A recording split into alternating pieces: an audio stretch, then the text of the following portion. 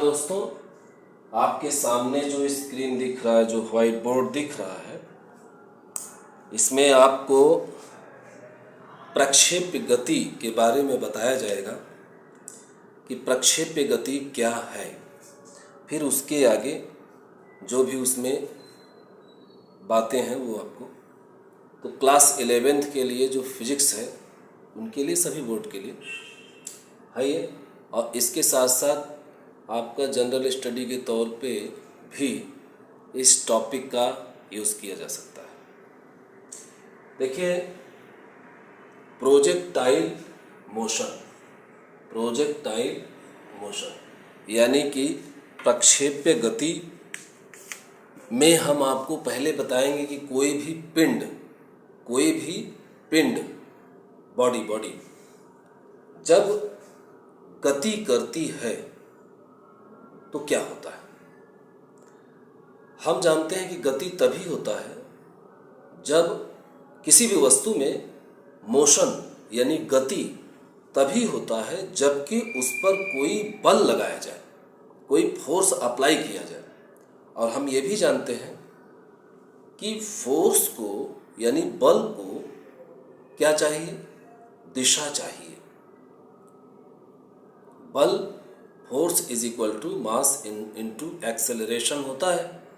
तो force vector quantity होता है, सदिश, जिसमें कि परिमाण के साथ साथ यानी मैग्नीट्यूड के साथ साथ डायरेक्शन की आवश्यकता होती है। तो अब हम एक पिंड लेते हैं, कोई भी बॉडी लेते हैं और उसको प्रारंभिक वेग उसका 0 है, यानी कोई भी उसका अपना वेग नहीं है, तो क्या कंडीशन होगा, उस पिंड की गति कैसे होगी, उसकी दिशा क्या होगी, उसका डायरेक्शन क्या होगा, ये आप देखिए। तो जब हमने पिंड को लिया और उसको गुरुत्वीय क्षेत्र के अंतर्गत फेंक दिया और उसका अपना वेग नहीं है, तो वो वस्तु 100% पृथ्वी में गुरुत्वीय बल होता है, तो वो अपने बल से यानी गुरुत्वीय बल से उस वस्तु को नीचे की ओर ऊर्ध्वाधर यानी वर्टिकली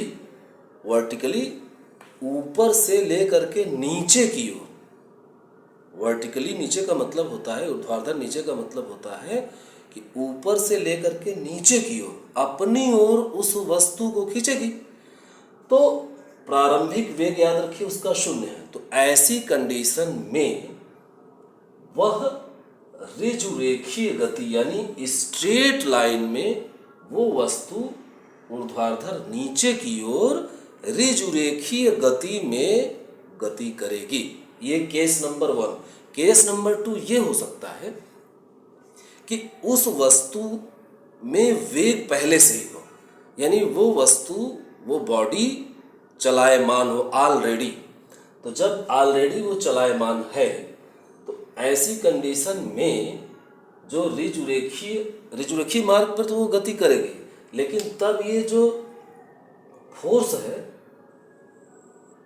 ये जो U है, ये आपका फोर्स इसी की दिशा में, समझ रहे हैं, इसी की दिशा में, यानी प्रारंभिक वेग, जो भी वेग है, जो उसका वेग है, उसी की दिशा में गति को करेगी। और वो गति आपकी ऋजुरेखीय यानी स्ट्रेट मोशन ही रहेगा, और उसकी चाल यानी स्पीड चेंज होती रहेगी, परिवर्तित होती रहेगी, और लेकिन उसकी दिशा, डायरेक्शन अनचेंज, आप देख सकते हैं डायरेक्शन अनचेंज है, यू इधर है तो फोर्स भी इधर ही है। अब केस नंबर 3 बहुत महत्वपूर्ण है।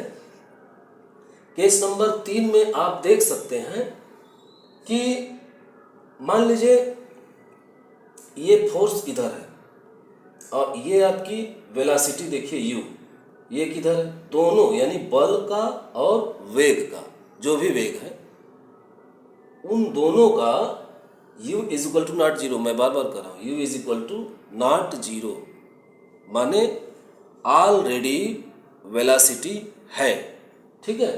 तो अब देखिए, लेकिन डायरेक्शन उनका अलग अलग है, u का अलग है और f का अलग है, यानी फोर्स फोर्स और उस वस्तु का वेलोसिटी यानी कि वेग, दोनों के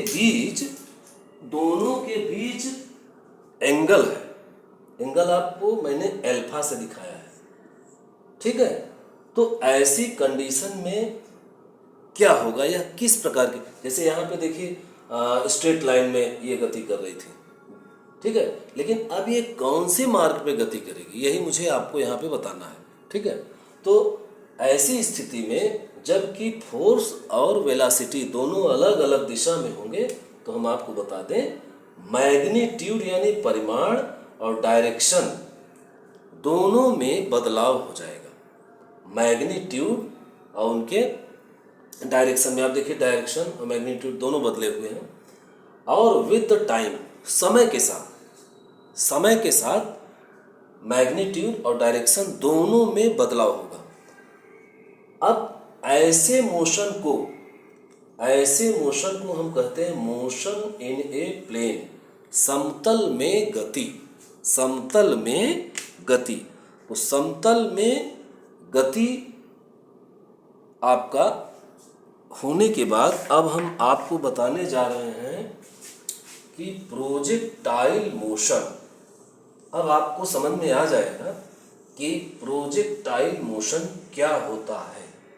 ऋजुरेखीय गति और ये समतल में गति, ये आपका हो गया। अब प्रोजेक्टाइल मोशन क्या है, इसके लिए हम आपको थोड़ा सा यहाँ आइए अब कि अब आप पृथ्वी पर हैं, ठीक है। ये आपका पृथ्वी की सतह है, ये आपकी पृथ्वी की सतह है। पृथ्वी की सतह मतलब सरफेस ऑफ द अर्थ। थोड़ा सा ये देखिए इरेज कर दें, गंदा लग रहा है तो इसको हटा दें तब ठीक रहेगा। पृथ्वी की सतह है, ठीक है, ये आपकी पृथ्वी की सतह है। अब यहाँ से थोड़ी ऊंचाई पर अब वो ऊंचाई आपकी h मान लीजिए और उसके बाद यहाँ ये dot dot dot dot dot dot कर दीजिए और यहाँ से ये आपकी u है, इसकी डायरेक्शन वेक्टर है और ये बिंदु है कोई भी। अब हम क्या काम कर रहे हैं कि पृथ्वी के गुरुत्व क्षेत्र के अंतर्गत हम उस वस्तु को फेंक रहे हैं। याद रखिए पृथ्वी के गुरुत्व क्षेत्र के अंतर्गत हम उस वस्तु को, ये देखिए, यहाँ से फेंक रहे हैं इस ऊंचाई से, ठीक है। यहाँ से ये हमने फेंक दिया और फेंकने के बाद ये ध्यान रखना कि रखना है हम लोगों को कि हम इसको वर्टिकली नहीं फेंक रहे हैं, हम इसको वर्टिकली ऊपर की ओर नहीं फेंक रहे हैं, यानी एकदम सीधे ऐसे नहीं फेंक दे रहे हैं। ये ऐसे माने वर्टिकली माने ऊर्ध्वाधर मतलब ये ऊपर की ओर ऐसे फेंक रहे हैं, लेकिन सीधे नहीं फेंक रहे हैं, बल्कि थोड़ा सा इसमें गुरुत्व क्षेत्र के अंतर्गत ये थोड़ा सा ये एंगल, अब इसको हमने फेंक दिया। अब ये जो ऊर्ध्वाधर तल आएगा, जो भी वर्टिकली तल आएगा, इसमें समतल में ये गति करेगा। ये गति किसमें करेगा? समतल में करेगा। तब ये कंडीशन होगा कि ये जो वस्तु है ये कुछ ऐसे ऐसे करके ऐसे यूं गिरेगी। अभी हम आगे आपको चित्र बना देंगे। तो ये जो वस्तु है ये आपकी प्रोजेक्टाइल कहलाएगी, यानी प्रक्षेप्य कहलाएगी। और ऐसी गति जो है समतल में गति हो रही है उस वस्तु की, वो प्रक्षेप्य गति कहलाएगी। कौन सी गति कहलाएगी? प्रक्षेप्य गति, यानी कि प्रोजेक्टाइल मोशन कहलाएगी। और जो ये रास्ता तय करेगी, ये जो रास्ता तय होगा, ये आपका इंग्लिश में कहते हैं ट्रैजेक्टरी और हिंदी में कहते हैं प्रक्षेप्य पथ। ठीक है, तो ये आपका हो गया। अब जब हम आपको अभी चित्र बना देंगे ना, तो एकदम क्लियर हो जाएगा, एकदम क्लियर हो जाएगा कि प्रक्षेप्य, अच्छा हाँ, प्रक्षेप्य गति की कुछ उदाहरण भी आप जान लीजिए। जैसे बंदूक से जब गोली निकलती है, जब बंदूक से गोली निकलती है तो वो गति प्रक्षेप्य की गति होती है। और कोई भी वायुयान जा रहा हो, एरोप्लेन जा रहा हो, और उस एरोप्लेन से जब आप बम को फेंक देते हैं, वह भी प्रक्षेप्य गति है। और उसके बाद जब आप पृथ्वी की सतह से कोई भाला फेंक देते हैं, वो भी प्रक्षेप्य गति करेगी। और धनुष से अगर आप तीर छोड़ेंगे, वो भी प्रक्षेप्य गति करेगी। ये कुछ उदाहरण है गुरुत्व बल के अंतर्गत, ठीक है, गुरुत्व बल यानी ग्रेविटी ऑफ फोर्स के अंतर्गत ये आपके कुछ प्रक्षेप्य गति के, प्रोजेक्टाइल मोशन के उदाहरण हैं। अब हम आपको पृथ्वी की सतह से प्रक्षेप्य का प्रक्षेपण यानी projectile projected from earth surface, ये आपको बताने जा रहे हैं। और खूब बढ़िया हम आपको चित्र बनाते हैं। उसी चित्र के माध्यम से आप काफ़ी कुछ उसके अंदर समझ जाएंगे, ठीक है। अब आप सबसे पहले क्या कर लीजिए, ये बना लीजिए। सबसे पहले ये खूब बढ़िया सा ये दो एक्सिस बना लीजिए, एक्स और वाई का, ठीक है। ये बना लिया, ये आपका एक्स एक्सिस है और ये आपका वाई एक्सिस है। क्लियर? ये आपका एक्स एक्सिस वाई एक्सिस है और ये आपका एक्स एक्सिस है। क्लियर? तो अब आप इसको आप मूल बिंदु मान लीजिए, ठीक है। और यहाँ से अब आप फेंकना शुरू करिए। मान लीजिए यहाँ पे मूल बिंदु में इसका थोड़ा गणित पढ़े होंगे, निर्देशांक ज्यामिति, कोऑर्डिनेट ज्योमेट्री। उसमें 0 और 0 निर्देशांक है, कोऑर्डिनेट, ठीक है। 0 0 मतलब 0 यहाँ भी अभी स्टार्टिंग है, यहाँ भी स्टार्टिंग, 0 0 निर्देशांक है। और अब हमने क्या काम किया, ये हमारा यू रहा, ठीक है, यू, ठीक। अब इससे हम इसको फेंक रहे हैं, ठीक है, फेंक रहे हैं। और यहाँ से थोड़ा ये dot dot dot dot dot बना दीजिए, यहाँ पे डॉट डॉट बना दीजिए, ठीक। और ये जो आपकी ये वाई की तरफ है, तो आप जानते हैं कंपोनेंट्स के बारे में, आप वेक्टर में पढ़े होंगे। ये आपका यू जा रहा है, तो इसका वाई की तरफ जो कंपोनेंट होगा यू वाई साइन थीटा होगा, यू वाई साइन थीटा। और जो बेस की तरफ होगा वो आपका होगा यू एक्स कॉस थीटा, ठीक। ये दोनों यू के कंपोनेंट हैं, यू एक्स कॉस थीटा और यू वाई साइन थीटा। अब देखिए हम आगे करने क्या वाले हैं। ये हमने इसको फेंक दिया। अब फेंकने के बाद ये ओ पॉइंट पर, ठीक है। अब इसको यूँ समझ लीजिए, यहाँ से ये थोड़ा सा इसको ऐसे बनाते हैं ना, बहुत ज़्यादा इधर चला गया है, ये थोड़ा सा यूँ बना देते हैं, ठीक है, तब सही रहेगा। ये ऐसे और ये आप ऐसे कर लीजिए। अब यहाँ से हमने ये फेंका, ठीक। चलिए इसको ऐसे जाने दीजिए, ये ऐसे फेंका, ये यूँ फेंका, ठीक है। और फेंकने के बाद ये आपका ऐसे जाते जाते ये यूँ ये गिर जाएगा, ठीक है। थोड़ा सा बेहतर तरीके से आप अपने से बना सकते हैं। ये ऐसे आके गिरेगा, थोड़ा मेरा ढंग से नहीं, इसको यहाँ पर खैर बना देते हैं भाई। ये देखिए आपका ये यूँ आके गिरेगा, थोड़ा सा ऐसे हो रहा है, हाँ, ये आके गिरेगा। इसको आगे बढ़ा दीजिए, एक्स एक्सिस हो गया, ठीक है। अब उसके बाद किसी पॉइंट पी पर, अब पॉइंट ओ पर, तो ये यहाँ से हमने किसी भी वस्तु को यहाँ से ये फेंक दिया, ठीक, क्लियर, फेंक दिया। अब फेंकने के बाद इस पॉइंट पी पर देखिए, पहले वेग क्या था, पहले वेग क्या था, यू था, ठीक है। फिर ये आगे पी बिंदु पर आ गया, पी बिंदु पर आ गया। पी बिंदु पर आपका वेग जो है वो ये हो गया v। ठीक, तो यहाँ पर इसके दो कंपोनेंट फिर बना लीजिए, इधर जाएगा और एक कंपोनेंट इधर जाएगा। तो ठीक है, इसको बना लीजिए। तो ये जो कंपोनेंट जाएगा ये आपका हो जाएगा वी वाई। क्लियर? क्या हो जाएगा? V y. यहाँ पे थोड़ा सा थीटा मान लीजिए, यहाँ पे थीटा 0, ये थीटा 0 है।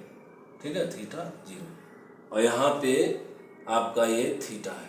तो वी वाई यहाँ पे आपका साइन थीटा हो गया, और यहाँ पे यू वाई ये कॉस थीटा। हमेशा याद रखिए कि जो बेस होता है, बेस जो कंपोनेंट होता है बेस के साथ, वो हमेशा कॉस थीटा होता है, और जो वाई के साथ रहता है वो हमेशा परपेंडिकुलर वाला, वो हमेशा साइन थीटा होता है। हाँ, तो फिलहाल पी पॉइंट पर ध्यान से देखिए, पी पॉइंट पर ये वस्तु जब यू वेग से हमने फेंका, अब ये पी पॉइंट पर इसकी क्या कंडीशन है? पी पॉइंट पर इसकी कंडीशन ये, इसकी वेलोसिटी v हो गई और v के दो कंपोनेंट हो गए। अब हम आगे बढ़ते हैं। ठीक, अब हम आगे बढ़ते हैं। ये जो vx है, याद रखिए मैंने uy कर दिया है, सॉरी, यहाँ पे vx होना चाहिए। देखिए vx जो vx है वो आपका देखिए समतल है ना ये, और इधर आपका ये ux है। ये दोनों आपस में क्या है? बराबर है। ठीक, तो हम यहाँ पे लिख सकते हैं vx is equal to ux, यहाँ पे हम लिख सकते हैं। अब इसको आगे बढ़ा दीजिए। सबसे देखिए, ये पृथ्वी की तल से यहाँ से फेंक रहा है, ये हाईएस्ट पॉइंट है, ये आता है आपके न्यूमेरिकल में। तो यहाँ से ऐसे लाइन खींच लीजिए, और ये जो पॉइंट है ए पर आपका उच्चतम बिंदु है। ठीक है, हाईएस्ट पॉइंट। अच्छा, एक काम करिए, ओ बिंदु से ले करके और इस बिंदु का आप नाम रख दीजिए, यहाँ पे रख दीजिए बी बिंदु। ठीक है, यहाँ पे रख दीजिए बी बिंदु, और ए और बी के बीच, माने ओ से लेकर के बी तक, ये आपका रेंज है, परास, प्रक्षेप्य का परास, रेंज ऑफ द प्रोजेक्टाइल। ठीक है, तो एग्जाम में न्यूमेरिकल में आपका रेंज पूछता है कि परास बताइए, हाईएस्ट पॉइंट पर क्या स्थिति होगी, और जो जिस टाइम से आपने फेंका और फिर आगे जो ऊपर गया और फिर नीचे आया, ये दोनों पीरियड उड्डयन काल कहलाता है।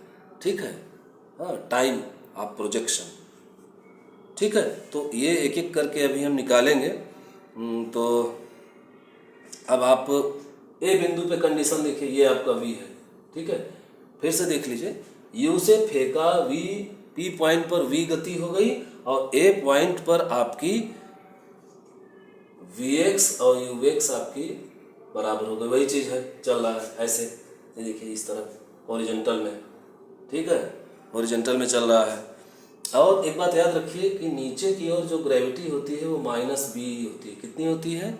नेगेटिव होती है नीचे की ओर।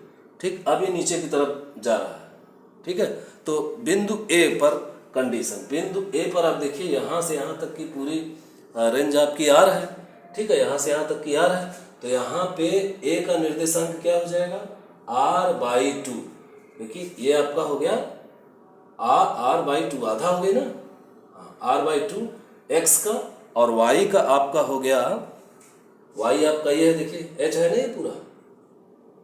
ध्यान दीजिए, आप गणित पढ़े होंगे भाई। ये देखिए पॉइंट कैसे निकाला जाता है, ये जो x पे रहता है, ये जो y पे।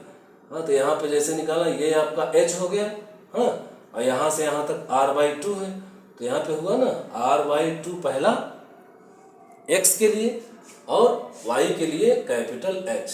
तो r/2 और कैपिटल H यानी कि हाईएस्ट पॉइंट, ये आपका क्या हो गया? निर्देशांक बिंदु A पर। ठीक, बिंदु A पर।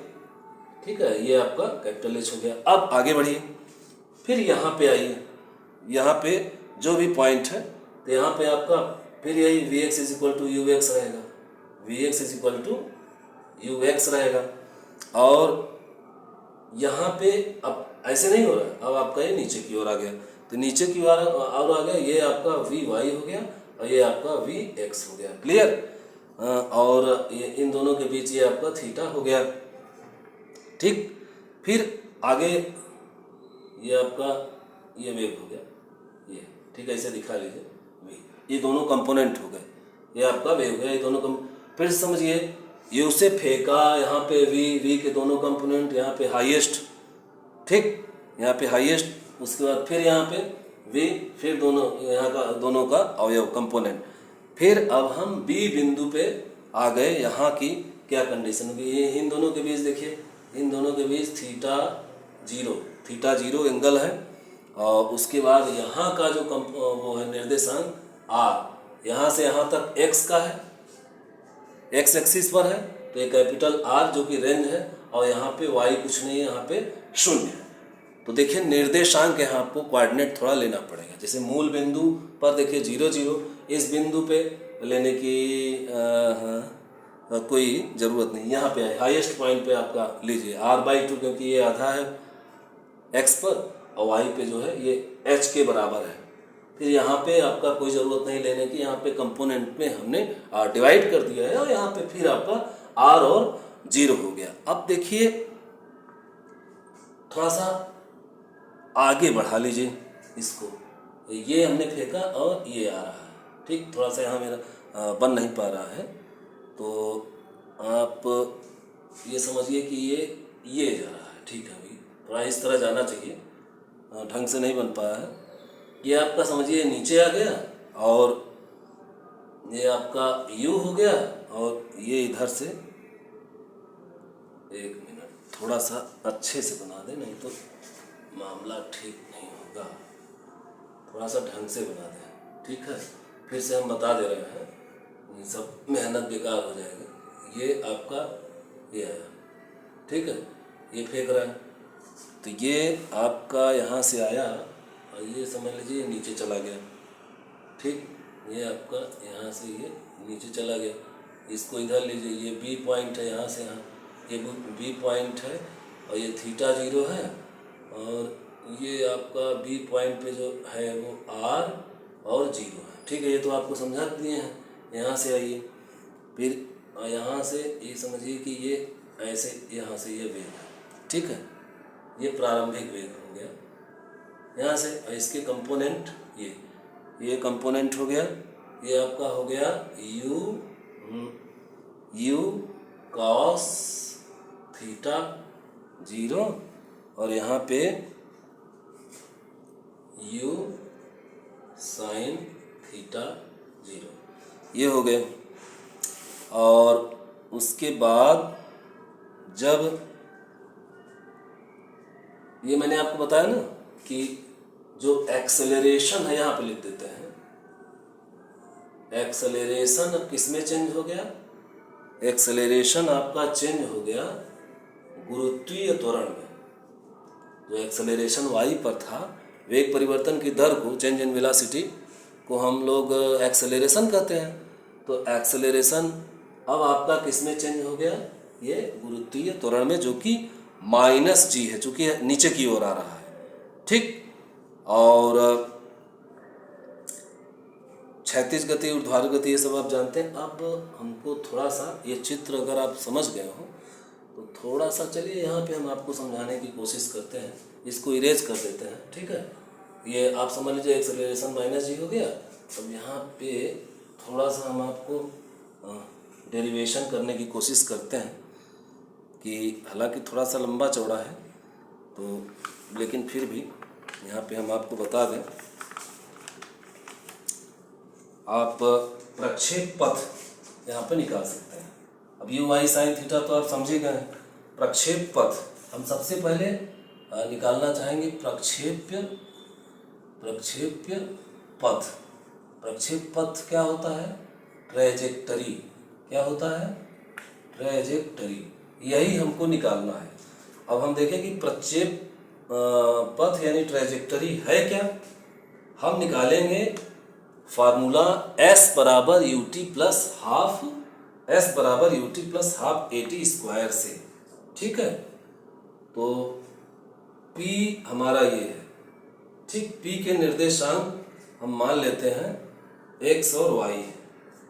p के निर्देशांक हम मान लेते हैं यहाँ पे x और y है। ठीक है, तो हमको यही x को निकालना है। ठीक, यही x को निकालना है, यही हमारा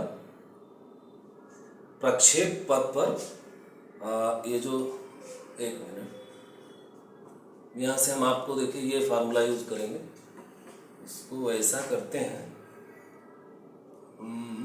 इसको यहाँ पे इरेज कर दीजिए। ये सब तो आप लोग जान ही गए हैं। प्रक्षेप पथ हम इसका इस्तेमाल करेंगे, s बराबर U T plus half A T square. तो s की जगह आपको रखना है x। ठीक, और उसके बाद जो s बराबर u की जगह आपको रखना है u cos थीटा 0।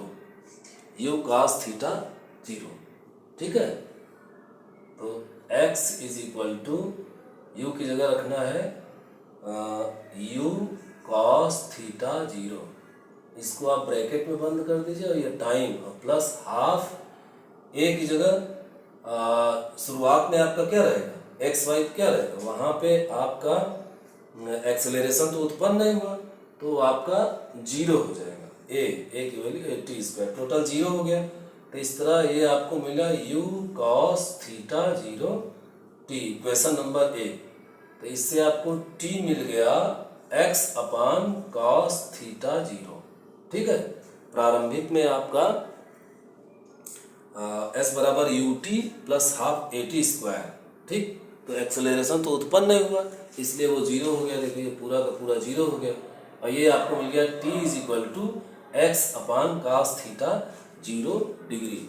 ठीक, अब इसको थोड़ा सा हम इरेज करेंगे, नहीं तो हो नहीं पा रहा है। ठीक है, थोड़ा सा इरेज करेंगे, और चित्र आप लोग बना ही लिए होंगे, थोड़ा सा इरेज करेंगे तब हम आपको समझाएंगे। ठीक है, तो ये आपका हो गया पहला समीकरण।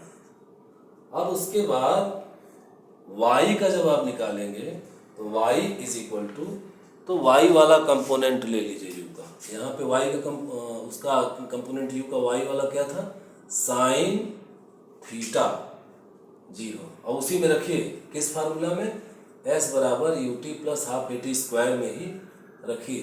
ठीक है, गति का द्वितीय समीकरण है ना, उसी में रखे आप, तो प्लस, और अब आपका वो क्या हो गया, a क्या हो गया, ए वाई बराबर मैंने माइनस जी लिखवाया था, अब यहाँ पे अब आपका माइनस जी हो गया। हाँ, और जी टी स्क्वायर। अब इसको आप आगे बढ़ा दीजिए, इसको आगे बढ़ा दीजिए, हम पूरा इरेज करते रहे। चित्र आप बनाए होंगे, चित्र बनाए रखिएगा, हम समझाते चले जा रहे हैं। तो अब आपका हो गया ये इक्वेशन नंबर 2 आप मान लीजिए, ये इक्वेशन नंबर 1। ठीक, जिससे आप ये t निकाल लीजिए, u cos थीटा। अब उसके बाद आप थोड़ा सा इसी में वैल्यू रख दीजिए, y इज इक्वल टू, यहाँ y नहीं u cos साइन थीटा होगा ना, तो u साइन थीटा 0। ठीक, और t की वैल्यू यहाँ देखिए मैंने निकाला है, t इज इक्वल टू, ध्यान दीजिए जरा सा, t is equal to x y cos theta 0 degree. तो ये जो t है यहाँ पे आप इसी की जगह इसे रख दीजिए। क्या रख दीजिए, रख दीजिए x अपान कास थीटा 0। ठीक, x upon u cos theta 0, u cos theta 0। u और u क्या हो गए, कैंसिल हो गए। अच्छा, इसको आगे बढ़ा लीजिए, प्लस नहीं, प्लस नहीं, माइनस हो गया, माइनस g/2 और t स्क्वायर। तो आप एक काम करिए, यहाँ भी t की वैल्यू कर दीजिए, t स्क्वायर की जगह t की वैल्यू मैं फिर से यहाँ लिख दे रहा हूँ, फिर से साफ साफ, t इज इक्वल टू, आप इक्वेशन नंबर 1 से निकाले हैं, x is equal to u cos theta 0। अब आप इसी जगह रख दीजिए, ये हो गया आपका x upon you cos theta 0 का होल स्क्वायर। यहाँ यहाँ यू कट गया और क्या क्या बचा देख लीजिए। y इज इक्वल टू ये साइन थीटा अपन cos थीटा को हम ये बोल सकते हैं tan थीटा, ठीक है, tan थीटा 0। और ये x को आप जस का तस कर दीजिए, ठीक, और उसके बाद माइनस और g, इसको थोड़ा ओपन कर दीजिए, ये आपका हो गया u स्क्वायर और cos स्क्वायर थीटा 0, और इसको ब्रैकेट में कर दीजिए, ये थोड़ा सा ये ऐसे ब्रैकेट में कर दीजिए, और यहाँ पे कर दीजिए x स्क्वायर। तो एक चीज आप देखिए, आप कोऑर्डिनेट ज्योमेट्री पढ़े होंगे, उसमें एक चैप्टर है पैराबोला, परवलय। प्रक्षेप्य गति का जो मतलब ट्रेजेक्टरी होता है, जो प्रक्षेप पथ होता है, वो परवलयाकार होता है, पैराबोलिक होता है। और ये आपका सिद्ध हो चुका है। देखिए ये y इज इक्वल टू ये चीज़ है। अब जरा सा इसको ध्यान दीजिए, इसको हम हटा दे रहे हैं, इसको बॉक्स में कर लीजिए और जरा सा ध्यान से तुलना करिए। पैराबोला का फार्मूला होता है पैराबोला, पैराबोला, पैराबोला यानी परवलय का, परवलय गणित में पढ़ते होंगे, परवलय का जो समीकरण होता है y is equal to a x minus b x square, ठीक। तो अब जरा तुलना करिए, y और a की जगह क्या है tan थीटा 0, a की जगह क्या है tan थीटा 0, और b की जगह क्या है पूरा g upon you square cos square theta 0, ठीक। तो a और b मिल गए, और ये देखिए x स्क्वायर, ठीक है। तो इस तरह आपका ये पूरा का पूरा a हो गया tan थीटा 0, ये आपका पूरा का पूरा a हो गया, और x और ये b पूरा g बाई यू स्क्वायर का स्क्वायर, तो पूरा b हो गया। अब ये पूरा का पूरा आपका परवलय से संबंधित हो जाता है, एकदम सिमिलर हो जाता है। तो इससे सिद्ध होता है कि ये जो आपका ट्रेजेक्टरी होता है, यानी जो प्रक्षेप का पथ होता है, प्रक्षेप का रास्ता होता है, प्रक्षेप वो परवलयाकार होता है, पैराबोलिक होता है, ठीक है। तो ये आप पैराबोलिक निकाल सकते हैं, कैसे निकलेगा ये वीडियो आपके जरूर काम में आएगा कि कैसे आप मतलब कि प्रक्षेप गति क्या है, प्रक्षेप क्या है। हाँ, अब अगले वीडियो में आपको परास कैसे निकाला जाए, इसका ऊंचाई कैसे निकाले, जो चित्र में हमने बनाया था वो बताएंगे। और वीडियो अच्छा लगा हो तो थोड़ा सा सब्सक्राइब जरूर करिए और बेल आइकन दबा दीजिए और शेयर कर दीजिए, आपके काम ये वीडियो ज़रूर आएगा। Thank you.